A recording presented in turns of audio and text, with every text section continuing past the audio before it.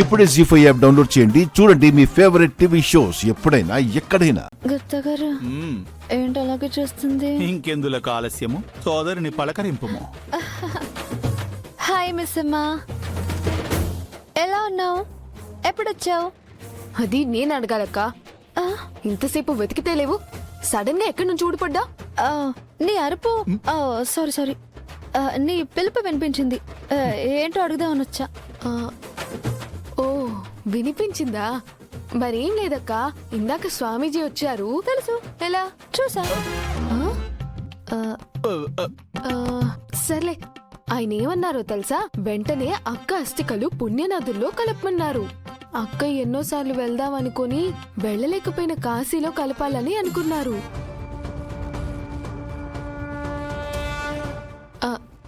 అక్క ఇట్రండి.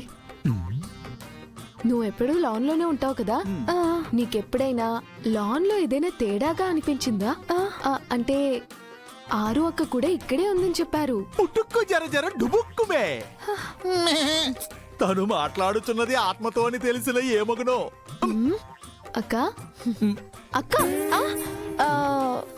లేదు, నాకేం అనిపించలేదు. అవునా? అక్క ఇక్కడే ఉందని తెలిసినప్పటి నుంచి ఒక్కసారైనా కనిపిస్తే బాగుండనిపిస్తుంది. అక్కతో మాట్లాడి నేను చెప్పాల్సినవి కొన్ని ఉన్నాయి. ఏం చెప్పాలి? భయపడొద్దని చెప్తానక్క, బాధపడొద్దని చెప్తా. పిల్లలకి లైఫ్లో ఏ లోటు రాకుండా నేను చూసుకుంటానని చెప్తా. తల్లిని కాలేకపోవచ్చు కానీ కళ్ళలో పెట్టుకొని చూసుకుంటానని చెప్తా.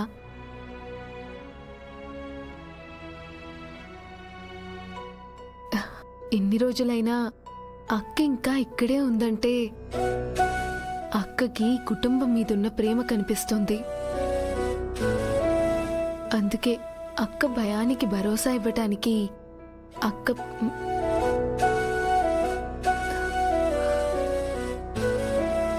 అయ్యో అయ్యో అక్క, నేనేదేదో చెప్పి మిమ్మల్ని ఏడిపించేసా.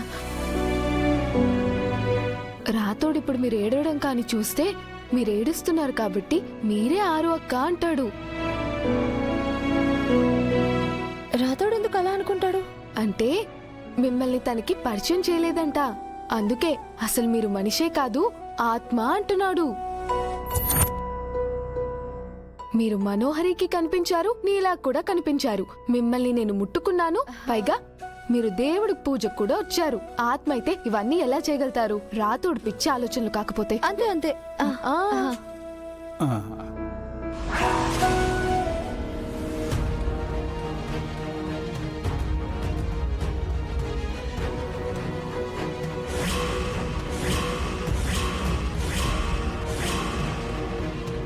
అక్కడెవరు లేరు కదా, మిస్ అమ్మ ఎవరితో మాట్లాడుతుంది? కానీ ఇందాక మనోహరితో మాట్లాడుతున్నప్పుడు మనోహరి చూపించింది ఆరు అక్క ఫోటోనేనా అని డౌట్ వచ్చింది.